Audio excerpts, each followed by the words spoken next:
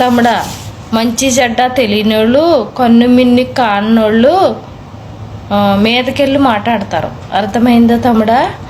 అయితే మన ఇండియాలో ఎవరింటికి వెళ్ళి ఎవరు వచ్చినా అడుక్కుంటానికే బియ్యమైనా డబ్బులుంటే ఎంత ఉంటే అంత ఇస్తారో, తర్వాత అనాథ పిల్లలకి బట్టలు ఇవ్వండి అమ్మానని ఆటోల మీద వస్తే బట్టలు ఇస్తారో. నేను ఎంతోమందిని చూస్తున్నాను.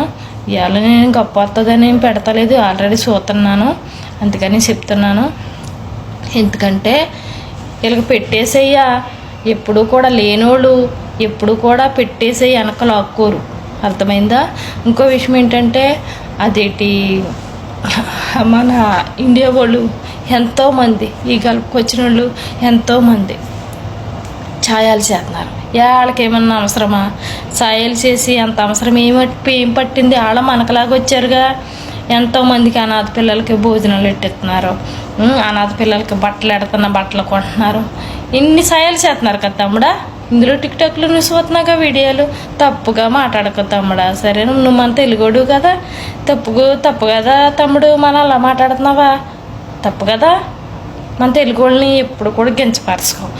పోనీ ఎవరన్నా గడ్డి తినే వాళ్ళు ఎక్కడన్నా నూటికి కొట్టుకుంటారో, కానీ మాత్రం అందరూ అలాగుంటారు తమ్ముడు. అందరూ మంచోళ్ళు అని అనకూడదు, మంచోళ్ళు కాదని అనకూడదు. అర్థమైందా? ఎవరి నిదానం ఎలా ఉంటుంది అన్నదే ఆ దేవుడు చెప్తాడు. అర్థమైందా? తప్పు ఇలాగ ఎడతారు అలాగే ఎడతారు అన్నది చాలా కరెక్ట్ కాదు. అసలు ఈ అన్నం తినేవాళ్ళు, ఈ చేతి అన్నం తినేవాళ్ళు ఎవరో కూడా అలా మాట్లాడరు. సరేనా? నేనేమన్నా తప్పు కానీ నన్ను క్షమించు, ఓకేనా? అది